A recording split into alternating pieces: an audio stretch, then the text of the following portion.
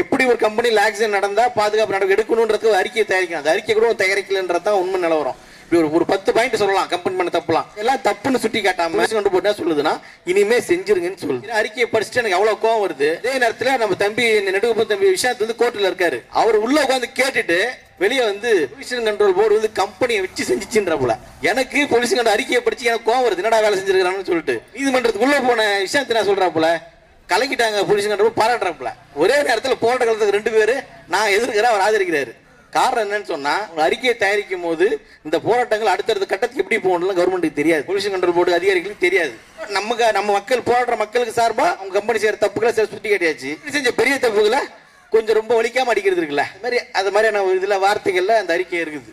திங்கட்கிழமையும் செவ்வாய்க்கிழமை நம்ம நடத்தின போராட்டம் இருக்குதுல்ல, செவ்வாய்க்கிழமை நடத்தின 200 நடந்த போராட்டம் இருக்குல்ல, அந்த போராட்ட அழுத்தம் அறிக்கையில பேசாத வேகமும் நேர்மையும் கோர்ட்ல வெளிப்பட்டுச்சு.